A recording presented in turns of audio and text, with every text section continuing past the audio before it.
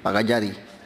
Silakan Pak Abdul dari Partai Kebangkitan Bangsa. Terima kasih pimpinan. Ini berat kalau udah jenderal-jenderal dan senior-senior yang ngomong nih. Kita bukan siapa-siapa Pak. Kita Tengjen, tetangga jenderal. Di logika saya Pak, kenapa saya bilang Tengjen tetangga jenderal? Jadi saya bayangin begini. Saya bertetangga dengan jenderal. Terus rumah jenderal tersebut kebakaran. Padahal beliau nggak ada di rumah, ya kan? Karena kekhawatiran saya kebakaran itu merembet ke rumah saya, akhirnya saya masuk ke rumah itu. Saya pecahin kacanya, saya siram kebakaran itu. Bayangin nggak? Terus karena beliau nggak ada di rumah, karena ada konflik lah, istilahnya ya ada konflik lah, misalkan saya dengan jenderal tersebut. Apalagi kalau begitu Pak, akhirnya saya dipidana memasuki rumah tanpa izin dan melakukan perusakan. Bayangin Pak, semuanya bisa dimainin Pak, semuanya bisa dijadikan alasan. Kenapa saya bilang saya ini tetangga jenderal? Ya semuanya ketika punya kekuasaan bisa, semuanya bisa. Apalagi ada kepentingan, apalagi ada gesekan, apalagi, aduh ini Pak udah viral kok masih bertahan terus Pak. Saya nggak nyangka Pak. Padahal di Undang-Undang 1945 jelas Pak, negara wajib hadir melindungi warganya. Kalau kayak gini Pak, lu boleh membela diri, begitu kan? Lu boleh membela diri, tapi lu kena pidana. Terus kita jadi warga bagaimana Pak membela diri kalau dipidana terus? Padahal habis jelas ini di reskrim nggak masuk Pak. Nyari-nyari bener habis reskrim lantas. Aduh, itu baru kombes, apalagi jenderal tetangga saya. Aduh, bisa dipenjara saya Pak. Padahal faktanya lengkap bahwa saya masuk ke rumah itu mecahin kaca buat memadam kebakaran di dalam, takut rumah saya kebakaran.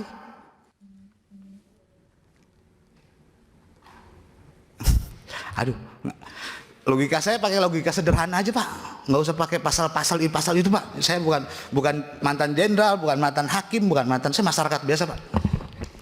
Tapi dengan logika itu tuh ibaratnya negara ini kayak nggak jaga warganya untuk mendapatkan ketentraman dan keselamatan. Miris sekali saya Pak. Pak Kiai, waktunya terbatas. Ya, mungkin itu dari saya Pak. Terima kasih Pak.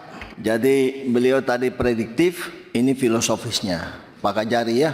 Beliau menggunakan teori von Bury ya, conditio sine qua non ya, semua sebab bisa menjadi akibat. Bu Lola, silakan. Nah, ibu-ibu nih lebih sejuk. Terima kasih banyak pimpinan. Assalamualaikum warahmatullahi wabarakatuh. Bapak-bapak dan ibu-ibu penegak hukum di sini, saya tuh cuma penasaran, saya nggak bicara sebagai saya anggota DPR RI di sini. Saya mau tanya sebagai masyarakat umum nih, karena kan bapak dan ibu di sini adalah penegak hukum yang tugasnya itu adalah melindungi, membuat nyaman masyarakat, ya kan, menjaga keselamatan masyarakat, kenyamanannya juga. Pertanyaan saya untuk bapak dan ibu di sini, menurut Anda, bila saya di posisi yang saya itu dalam posisi kepepet, kejepit, atau apalah namanya, saya itu dalam situasi menghadapi kejahatan, ya kan? Dan saya itu punya kesempatan karena di situ tidak ada penegak hukum yang bisa dimintai bantuan atau polisi ada di tempat.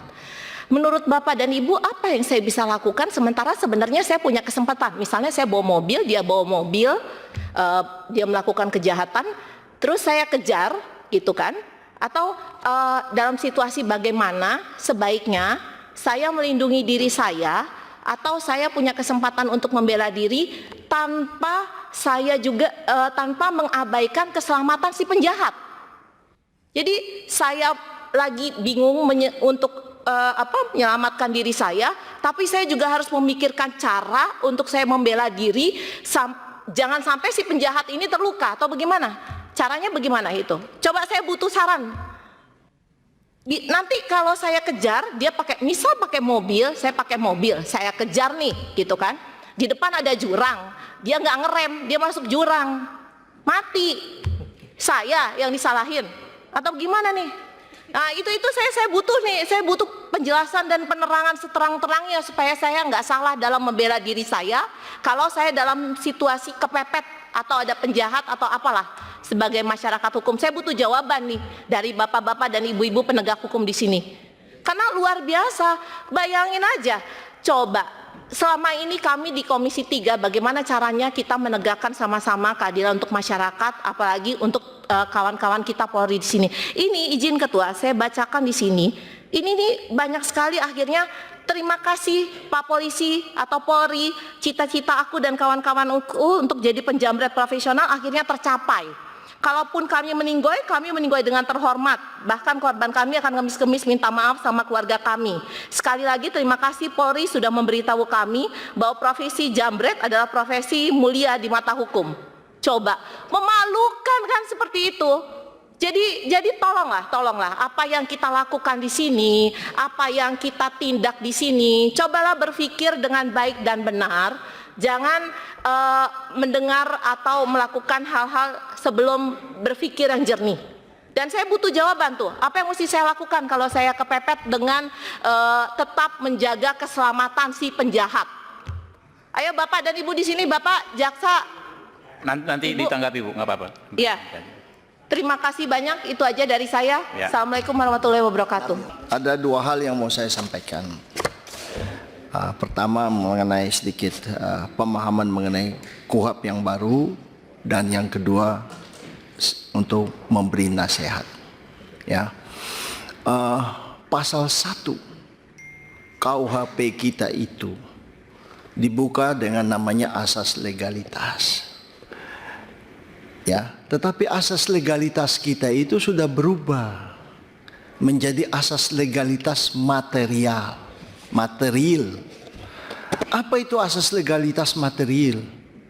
Menyeimbangkan antara kepastian hukum dan keadilan. Nah, ini tolong agar dipahami. Itu loh. Jadi bukan saja masalah kepastian hukum, tapi keadilan. Rekan-rekan, kami tadi sudah menjelaskan secara terang benderang. Oleh karena itu, coba ini agar dipahami. Yang kedua, di dalam KUHP kita yang baru sudah dengan tegas memisahkan antara perbuatan dan pertanggungjawaban pidana. Ya, dua hal ini harus masuk, baru bisa ada terjadi suatu kejahatan. Ya, KUHP baru kita itu sudah tidak mengenal kejahatan, ya, tapi mengenal yang namanya tindak pidana, kan, gitu. Jadi ini harus berhati-hati. Nah, yang kedua tentu nasihat. Yang tadi dikatakan oleh rekan saya Martin Tumbelaka dari Sulawesi Utara, Partai Gerindra, itu penting, ya, bahwa Pak Kapolres, ya, bercita-cita ingin menjadi jenderal. Pak Kajari bercita-cita ingin menjadi jaksa agung, minimal jaksa agung muda, minimal Kajati, kan begitu Pak. Nah, kalau jenderal kan jenderal, harus berpikir luas, ya, seperti yang tadi dinasihati oleh Pak Nasir Jamil tadi, ya, presisi dari Pak Kapolri itu harus benar-benar dipahami, ya. Dan ini terus terang Pak Kapolres, Pak Kajari, ya, saya terus terang aja, saya pengalaman 30 tahun jadi advokat, ya. Bapak jangan percaya saja kepada anak buah. Ini karena terus terang ini sebagai pimpinan harus memikul tanggung jawab, Pak. Tapi ini kan kerja anak buah di lapangan, Pak. Biar perlu kasih tindakan sanksi tegas, kan begitu. Bapak karena begini, ya memang kesalahan anak buah harus dipikul pimpinan. Tetapi ini harus benar-benar menjadi pelajaran. Ya, kita seperti yang tadi dikatakan oleh Pak Sudin tadi itu harus dapat memprediksi, ya, apalagi kejahatan, apalagi peristiwa-peristiwa yang berkaitan dengan masyarakat. Ya, tolong ini diperhatikan sehingga tidak, karena KUHP kita ini sudah berubah, tidak untuk memasukkan orang ke dalam penjara, tapi bagaimana ya untuk mengembalikan keseimbangan sehingga korban itu merasa mempunyai keadilan. Nah, kalau tadi Pak Kajari mau restoratif justice, ya nanti seperti yang Pak Mangyut katakan itu ada pemerasan, dia menuntut, ya kan? Kalau enggak ya sudah masuk penjara. Nah itu ya, jadi ini sudah terang benderang apa yang dikatakan oleh Pak Ketua kami, ya kami mohon agar dipatuhi dan ini agar supaya selesai. Demikian Pak Ketua.